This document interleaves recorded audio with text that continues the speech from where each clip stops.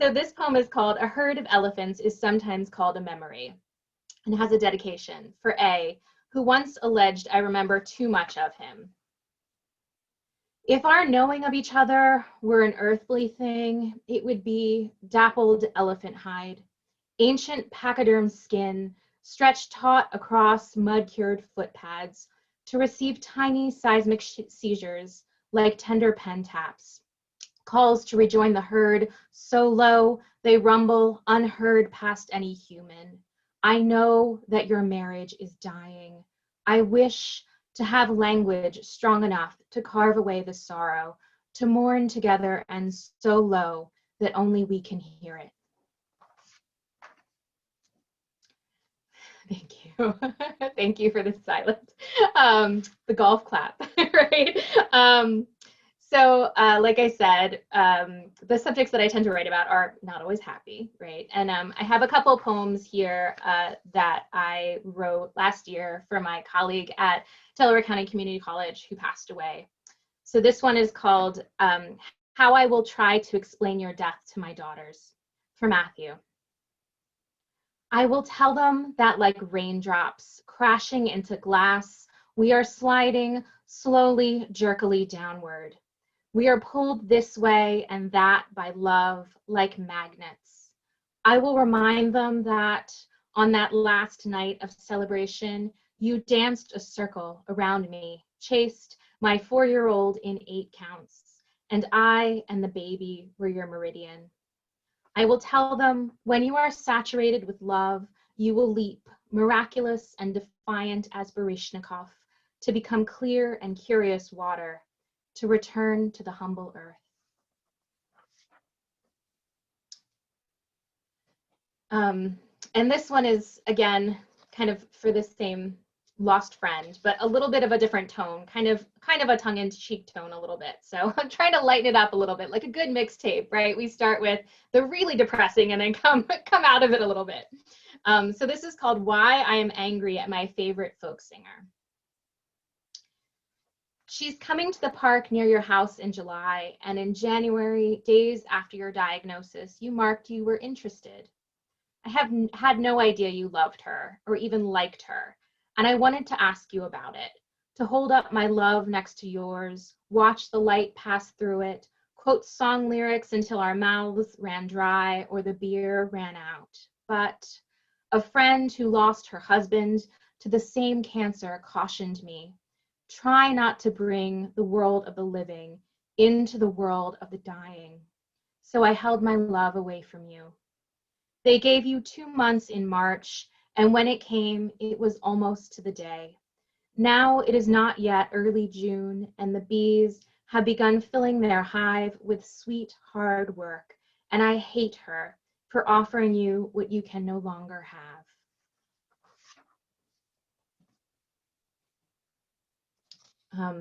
So this next piece is a few years ago we did that, probably one of my last live events, it feels like. We were celebrating the 200th birthday of Walt Whitman. And so everybody was looking for Walt Whitman poems everywhere all of a sudden, much like the kind of reaction after the inauguration, which of course was well-deserved, right? There seem to be kind of ebbs and flows in terms of when people pay attention to poetry in the larger world. And Walt Whitman's birthday was definitely one of those moments, right? So I was thinking about, what I could possibly write that would be an ode to Whitman or Whitman-esque. And I ended up taking one of his pieces and kind of breaking it apart and reconstructing it, which I hope is not blasphemy, but oddly, this was the one that got republished in Verse Daily, to my great shock, I have to say. But so this one is called They're Launching a Poemless Library to the Moon, and it is a reconstructed version of Whitman's As I Ebbed with the Ocean of Life. And it again begins with an epigraph.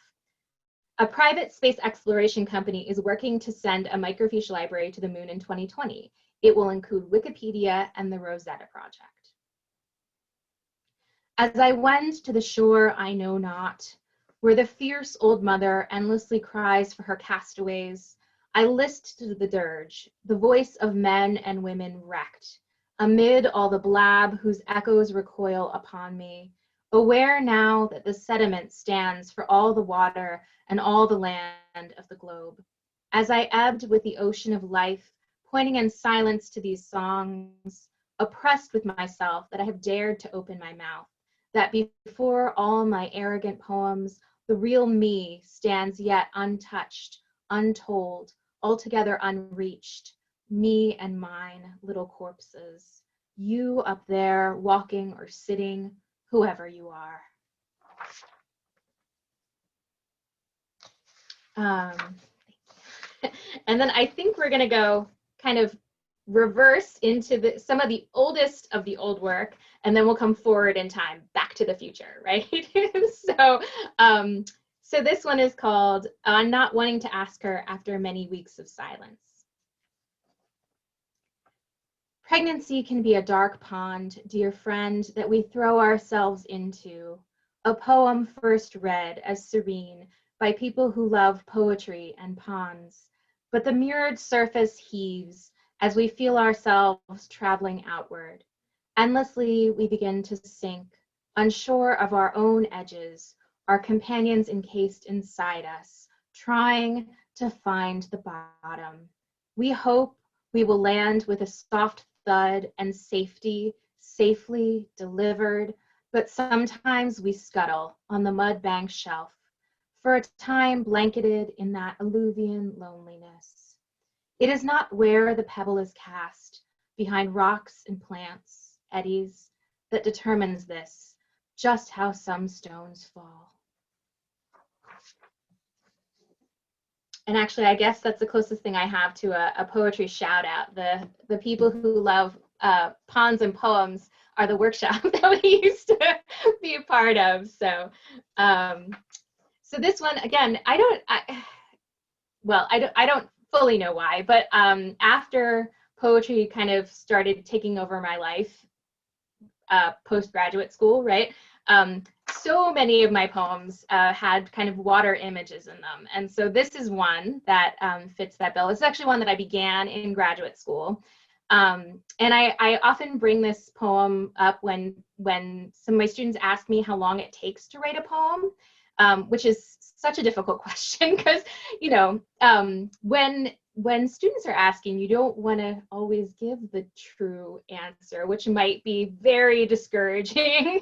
So I hold this one up as an example, and I say, I worked on this poem when I was in graduate school, and I probably rewrote it millions of times, it felt like. And then about 6 years after I had done the bulk of this work, I was walking along the beach in Key West with the man I would eventually marry, the man who's now my husband. And I looked down, and there was a Portuguese man-o-war that had like washed up on shore. I think I even said it out loud. I said, "That's the image that my poem needs." And I of course, you know, brought in my head, not actually in my baggage, but I brought the man-of-war home, right? And he ended up in this poem. So the poem is called "Postcard to His Wife." How long he kept your name for himself. The sea reaches for the smooth breast of the shore and turns away. Now the ocean comes back to me in all my poems. Here the wind whirls your name into crescendo, where we lay awake in sandy arsenals. He talked about moving inland. I must have laughed. Now the pipers pick over the man of war, washed of his armor and shuddering plum dye, all that is left of this cup of new Narcissus, who was a fool to have settled for the pond when he could have run into the sea, embracing hundreds of mollusk admirers who might die and rot and still call after him. They pine for their first love down to chiseled bone. I wished I'd been a monument when I heard him say, "I've met someone." Instead, I read and reread the indictment of the tide, slapping the stage shore, wishing to grow gills and drown kissing air. Then you could cut along my ribs and pry me open, find flecks of mercury winking, to know that he had flown. And I just want to be conscious of time here. Thank you. This is probably, I guess, one of the oldest pieces I'll read tonight. And again, it's a reconstructed bit. as you may have noticed, I tend to write kind of in two veins, pretty narrative and kind of, you know, almost like conceptual, right? So this is kind of the furthest I go on the conceptual spectrum. Thank you so much, everybody. And this is both an erasure and a collage. So I took stuff out of an existing document and then I put stuff in, right? So this is erasure collage memory from an online interview and emails received between April 24th and May 5th. It may be a long way, but on a good day, it's where the work gets done, analyzed. It's a curious thing to discover everything, and as we know, his discharge date keeps changing. Morgan is still in the hospital amid all that, mild, expressive, doctors are not very clear, heels side by side and humming. Sometimes with their explanations of words that are similar in meaning, such as cat for dog, or similar in sounds, foot for phone. But that was exactly, to us, what we already knew. As of now, it might be this Wednesday, everyone flocks together. Once you get outside, the scenes popping up, he's still a bit disoriented, especially at night, and occasionally during the day. Probably the only errors made are sometimes secret because he just hasn't mentioned anything. Hasn't mentioned any more of the hallucinations recently you realized last night driving late and the whole city transformed. We passed constellations of what keeps you in. I think we've been really lucky that we're a city of misfits, close-knit. We have such a strong connection.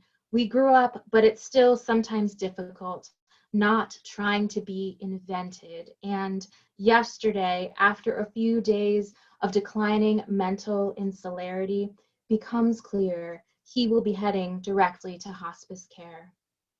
Hubble discovered that the universe was out there with the cancer all over his lungs as well as in his lymph nodes 1 month before, just that 1 month, when there was nothing else, only a freeway and a garden like us. No one knows what this means in regards to the future. Everyone always says to us, concentrate quietly, God, maybe we don't need to come back together and to breathe, to figure out what kind of cells there are. We happened to be the memories, color, and that. Maybe there are just some things you ought to say out loud together.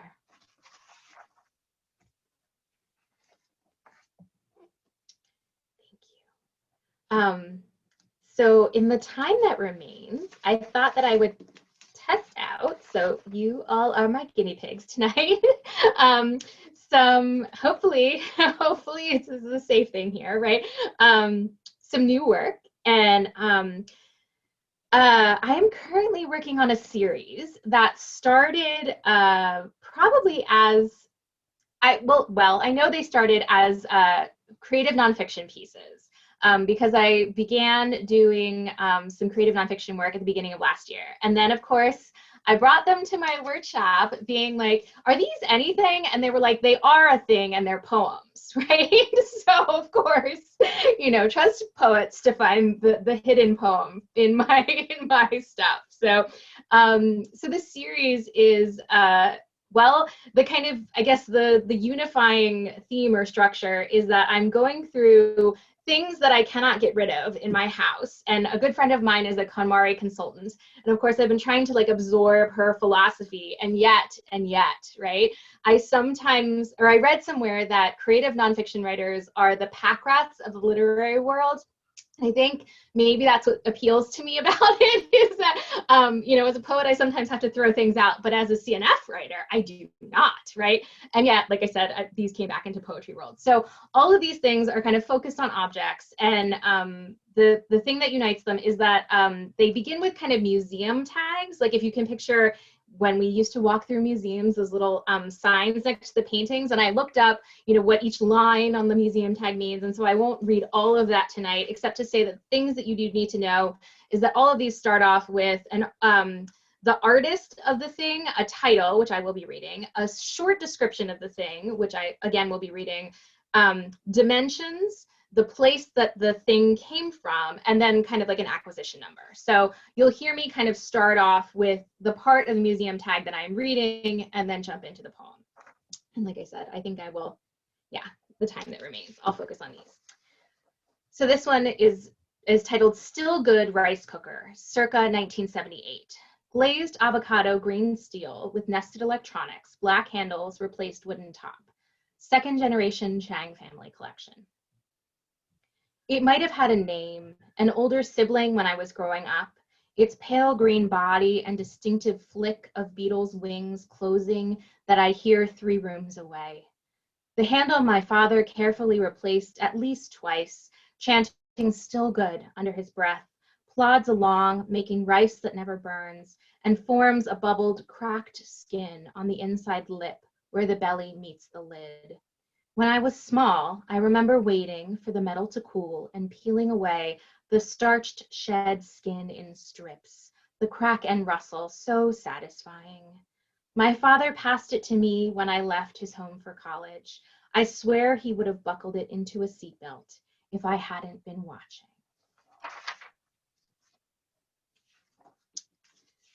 So I think, thank you. I think I'll just read 2 more from that short series before I wrap up here. So this one, I'm not certain that this is the title of this piece, but I'm gonna say I'm calling it Other People's Houses. And this is poured glass with embossed Pierre Smirnoff label in red, white, and gold. And it's a gift from the Ludmilla Foster collection. Maybe she was out of practice giving gifts, but I cannot imagine what moved my mother's Russian aunt to bring my temperate parents horseradish vodka, except to share a piece of her irrecoverable self. It outlived her presence in their house.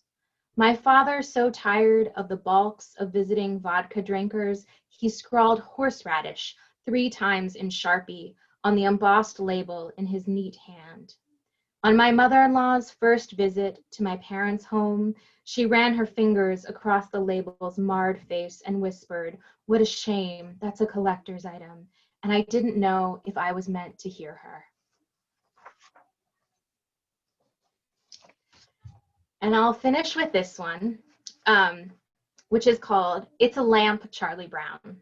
Ceramic Snoopy lamp base with plastic nightlight balloons, 2 missing, strings cut, topped with ivory paper lampshade, printed with pictures of Peanuts characters flying kites. Second generation Chang family collection. My father says, my mother says, we bought it from a store a few doors down from his first office job. I always wondered if it came from my grandparents, who sent Schultz crib sheets from Hawaii, paying whatever astronomical price to ship printed cotton so many miles as a declaration of their wishes for me, that I might be uncomplicated, docile, faithful. Then I arrived and I was none of those things, but I don't remember snubbing Snoopy or his ceramic sidekick as I grew. I do remember gazing at the balloons that never rose, while my mother recounted that my classmate in the hospital might die from 3rd-degree burns, and how I cried and wished aloud that it could have been me instead, grief flowing out of me and into the balloon's empty chambers. In 7th grade, Snoopy toppled from my highboy dresser, shattering 2 of those balloons that had stayed inflated and illuminated for so much of my childhood. I recall the sound like a sternum cracking. My father claims he bumped the lamp one night while we were disagreeing, but all I can remember now is picking up the shards, fallen like scattered eggshells, with "my fault, my fault, my fault," echoing inside my head. Thank you so much, everyone.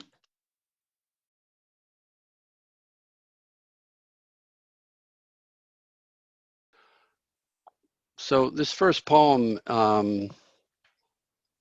just a little introduction. There's some religious, spiritual, and psychological traditions that talk about lucid dreaming. And it's a way of awakening in dreams. And the first thing that some practitioners suggest that you do is find your hands in a dream. Edgar Cayce was one of those people. Lucid dream. I find my hands and walk among the dead, ignore my father, my mother, look for Ed, Cayce follower who died yellow in a bed. They all are realized beings, never realized in life. I won't leave this place unanswered. My only question, why justice is unfulfilled.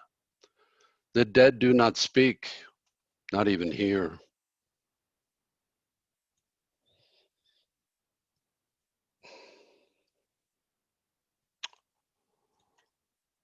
So, of course, there's always a blockbuster movie.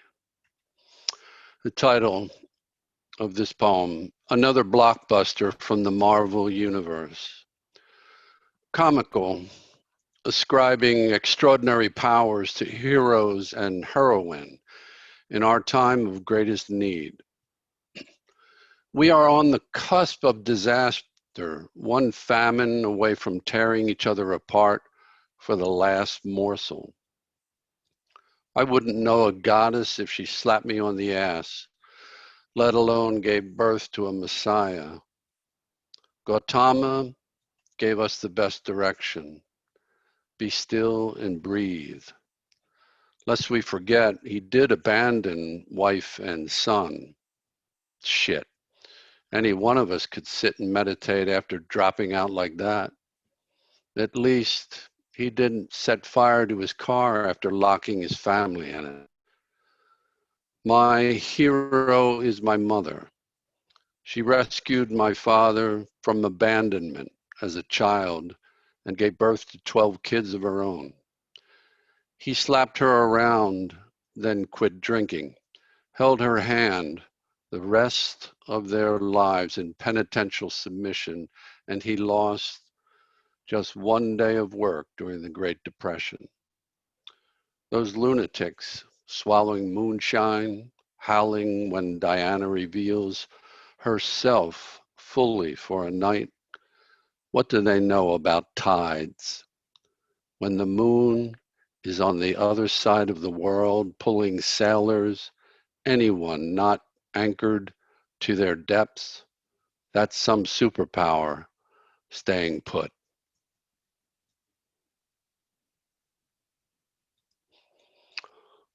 This poem begins with an epigraph. Hear and hear again, but do not understand. See and see again, but do not perceive. Isaiah 6:10. Bliss. This is bliss, this blistering from the light, this history, again and again, repeating.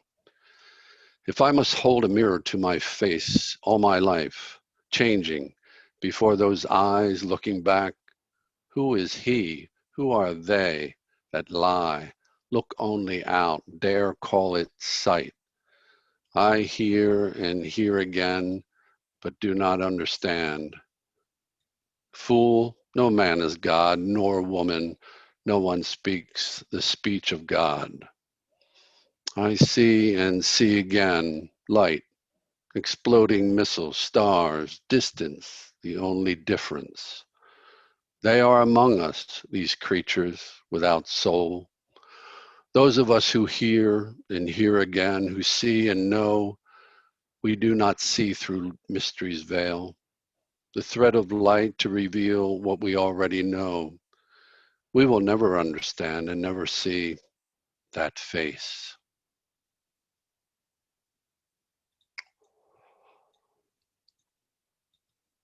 So Jed and I and some other poets who are actually here tonight study with a great poet and teacher, Leonard Gunterick, and he suggested one time a prompt which was write a commencement address as if you were asked to give it at a university.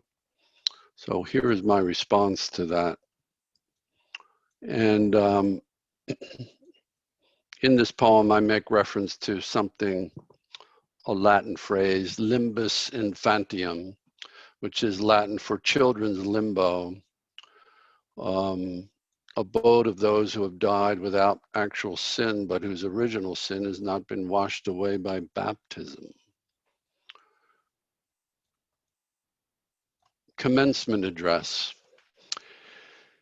It would be temptation itself to trivialize this day, give credit where no credit is due, to contextualize the circumstances of your births, your imprisonment, for, let us not mince words, of this your confinement without recourse or redress. There is no other word that would not, in its minimization, be not only inaccurate, but a lie.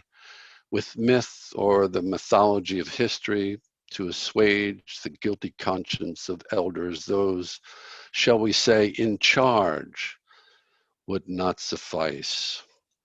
Have I failed to mention the title of the poem? Dante Alighieri delivers the commencement address to the first and last graduating class from Limbus Infantium. Still, we have arrived at this glorious day, a day, to use the vernacular, which will be a one-off, one of a kind, the bomb. We note the Father is absent, as is the Son. Always courageously in their place, we have the Spirit. I see from the clever way some of you chose to decorate your mortal boards. Here, pause for anticipated titters. Not long, your humor is an acquired taste. That some are hellbound, some heaven sent. Ha! Okay, settle down, we are almost done. Allow me to say in closing, look around you. Make note of who is not here among you. Seek them in the darkness of days ahead. Bring them along. This will be what is required of you in the time to come. Do not be content with your release, but strive for the release of others. Godspeed, whatever that means.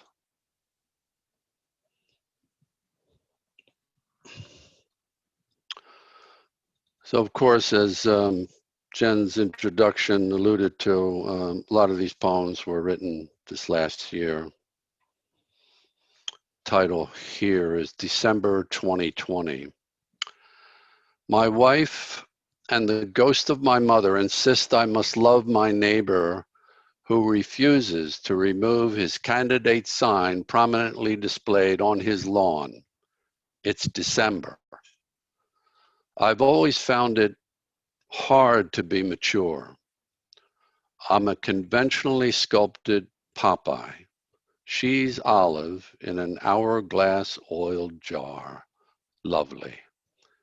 It's Christmas without presents and Eve Arden New Year without alcohol. My mother knew how to have fun. She ignored everyone, especially her responsibilities. She left the planet as a little girl, only came back to apologize without so much as clearing her throat for telling me, I wish you were never born. I haven't a clue why she's appeared now. It must be that exchange with my son in the car when he discovers Clapton's Tears in Heaven is about his son's sudden death. We rode in silence after that, listening to the beautiful song. I'm never silent for long. By the time we get home, I learn that Eric is singing Van Morrison's latest tune condemning the lockdowns and science's silence about the poor, isolated musicians. Just another voice clamoring to be heeded, whose breath convinces him he's alive, immune, hasn't had to look into his mother's eyes, dying on the other side of the glass.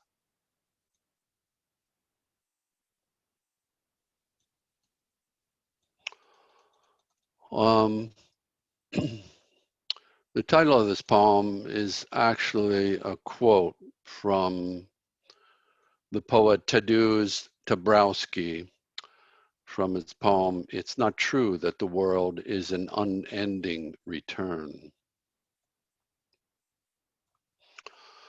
For you want to be heaven yourself. I have 42 pairs of shoes. Many, no longer my style, never leave the box. A quarter of them are sneakers. I date myself. I came home from Thailand, where I was stationed in the army, with a new wardrobe that included candy apple red Balmorals and a pair of blue and gray brogue ankle boots I wore at my first wedding, with a baby blue blouse, white bell bottoms, and a silk matching reversible vest. I have 2 pairs of cowboy boots, red and black from Nashville, worn only at Christmas. The other, a pair of Zodiacs, woody cobra and black. I inherited my love of wingtips from an older generation. I have a green pair and ones where the tip holes are hammered into black zip-up ankle boots, hiding a red interior sole. There are the red, black, faux lizard Oxfords with the pointy roach killer toes. Believe it or not, I'm still in my blue period.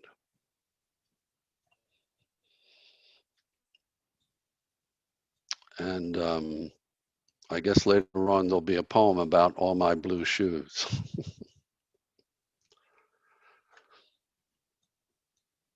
Hole in the sky. We think our thoughts in metaphor speak in pictures of our worlds. Even the language of landscape will paint a hole in the sky. A prisoner can illustrate the way to endure. Stop pulling the chain.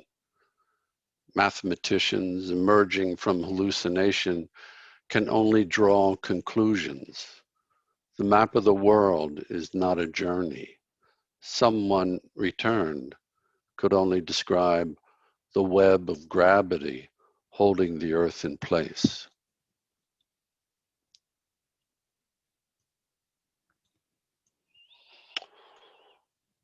Oh, this poem is about something I saw that brought back a lot of memories.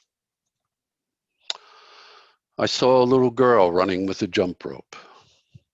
In the empty parking lot behind the high school, a family has parked their van with the doors blown open.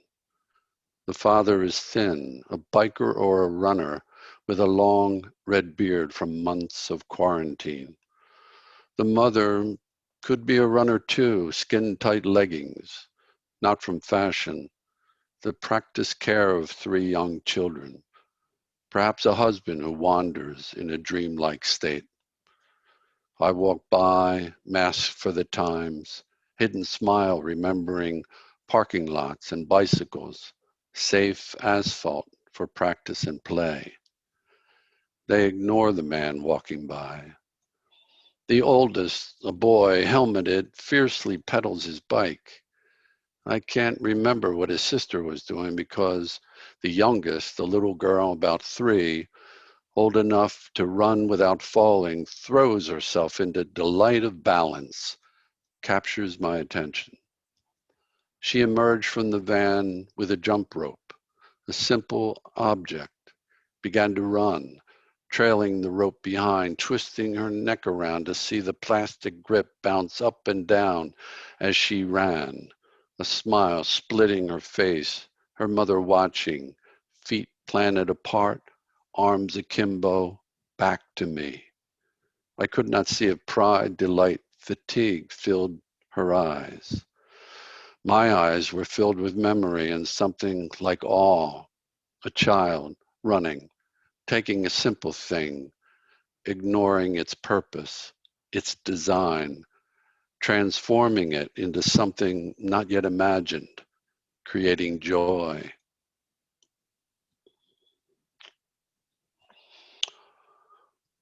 And as mentioned, I studied with the poet David Ignatow in New York. In fact, one of the poets that's here tonight, Amy Small McKinney, she and I met long ago, and she was the one who was studying with David and suggested that I come along. And it was a great experience. And this poem makes reference to a small poem of his that comes from his book, The Animal in the Bush. It's a short poem, I'll read it. I am asking for 2 lives, and I have only been able to express the longing of this one, which is called writing the poem. Ignatow. He peered over his glasses, his face hovering above a bleached dinner of chicken and mashed potatoes. His gaze came from somewhere deep within. He would blink if I said soul. The spoon paused before his mouth when I answered his question what I did for a living. My son is schizophrenic, before the food disappeared. We talked about illness, how over many years doctors had no answers, no medicine that helped. Without revealing what his poetry revealed, I could tell the sadness, the mystery haunted him. I can't remember if it was this chance encounter at the deli or later in his workshop that he said, I learned from Williams to guard against a romantic view of life, against elevated language, trying to make a leap into something which didn't exist. Because you asked, I try to conjure him here, to walk beside me in this American landscape, reveals something in his observation I seem to be missing. I'm reluctant to pull him from that world where he is at peace. He's already revealed what I need to know. Happiness is overrated. Peace of mind is what I seek. It was great to study with him.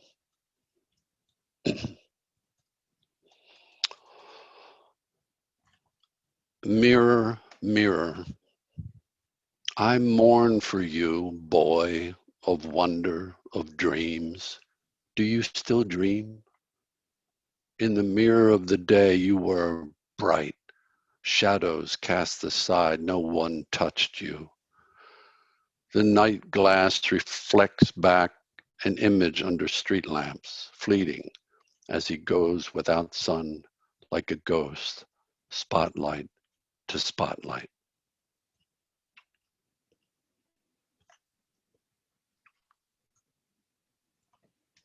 Here now I am repurposed, poor boy purified, with a longing so dangerous it could break a heart.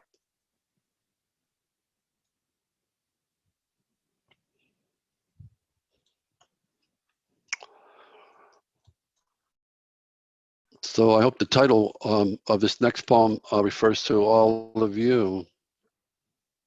New Wisdom 2020. A comet has arrived, circled the sun, just left, just being a relative term, probably just passing Mars, inadequate to describe the vastness of what we cannot fathom. I have only seen the comet in photographs, being both a modern man and quarantined. I'd like to think it touched me with its portents of doom, the contents of its misty tail drifting like pestilence through the atmosphere. We never blame ourselves. From the photos and the explanations, I knew I could see it in the hour before dawn. The only reason I'm awake then is to pee. I looked out the bathroom window and the clouds had all disappeared. This could be the morning. Alas, from where I looked, I could only see the belt of Venus. It is a beautiful morning, cool for summer, birds singing songs to match the air, bright and clear. The half moon at the zenith moves at a pace I can watch, no disappearing ball of ice. I would have liked to see a comet from the comfort of my home, this suburban paradise of privilege and trees, birds that aren't pigeons, grass that's mostly green and mowed. I talk to the moon all the time. What would I say to a comet that would make it stop and listen?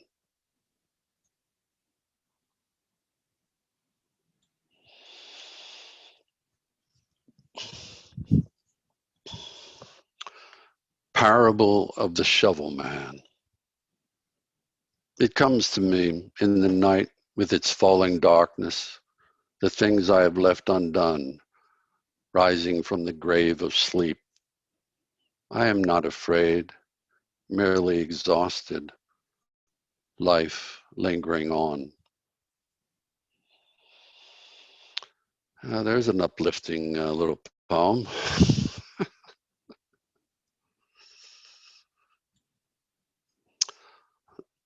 Okay. Hopefully this will put a smile on your face. Rags and dolls. Our daughter rips old shirts into rags at her mother's request. Busy work. You would never know this woman was a wild thing, dance nights into days. Now poster mom of completed task, keeping mortality at bay, or the virus. It could be something more mundane, time to think or feel.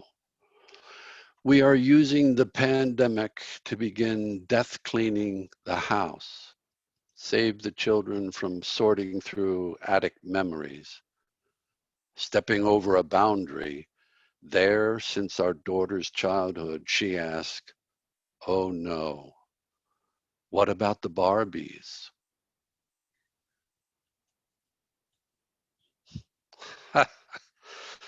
My daughters are laughing in the other room.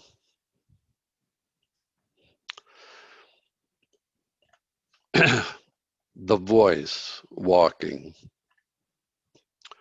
My back is to the world, my eyes in a book. The window open to the sounds of autumn, a leaf touching others fallen. Occasional cars ignoring the stop sign at the corner. It is quiet for late afternoon. A woman's voice arrives before her shadow before her. It is a voice for this time of day, of year, of time that is out of time, as quiet as wind that is gone. I can only imagine I am changing, pulled from my book back into the world by a voice, walking through the neighborhood, talking to someone far away as if life could resume, but changed, less angry, less focused on insisting on a silence imposed from a life too important to be interrupted by the sound of a stranger's voice, so familiar it could be someone I used to love. It could be that voice.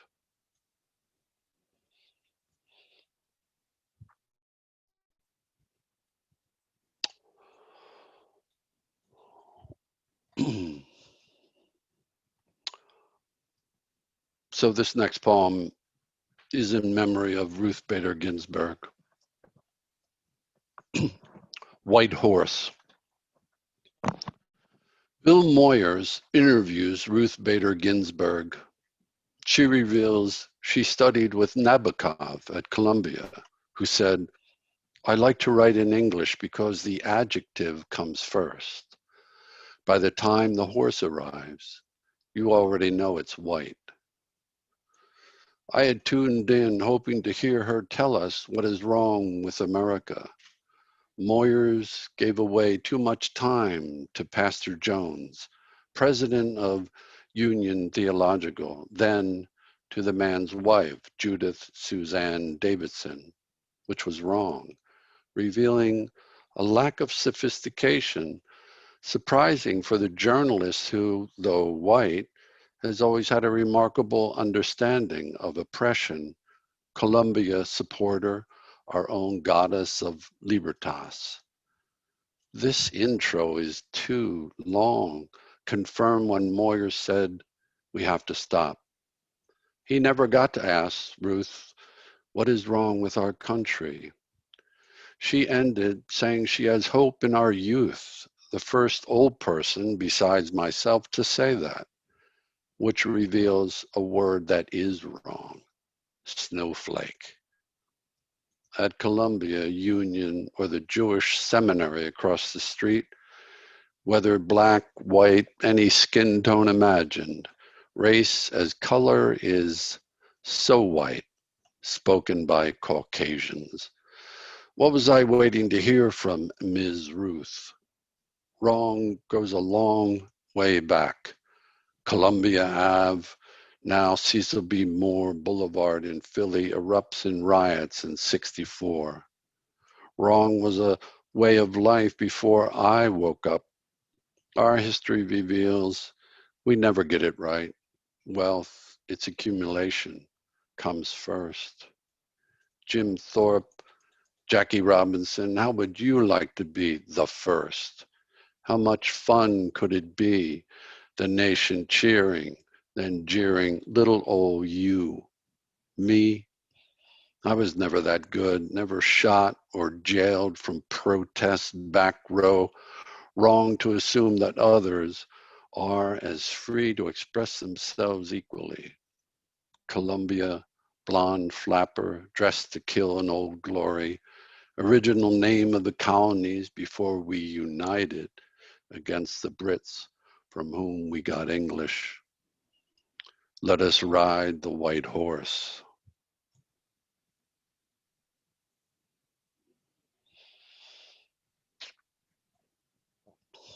And so this is my final poem.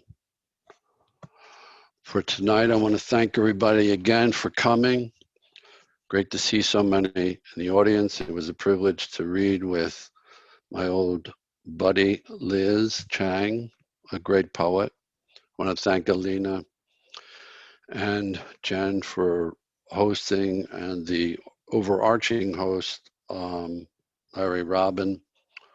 Please support Moonstone. If you can, go to the website, Moonstone Arts Center. Lots of books for sale and need for contribution. Thanks again, Larry. And the title of this last poem, Post-Apocalyptic Wedding Poem for the Not Faint of Heart. This ain't your 5 and dime dollar store poem. It's gonna cost you more than 2 chickens and a goat the mighty Favog would extract for his wisdom. This is a cautionary tale, let us venture to remember. You can as easily fall out of love as the other way around. Without usual warnings, the asteroid from the unknown invades the orbit of your world. If you have loved and lost and love again, you have the calluses to play this tune. I've had a love like yours. Be brave. It is the thing that enables love to endure, enables love to end. Thanks, everybody.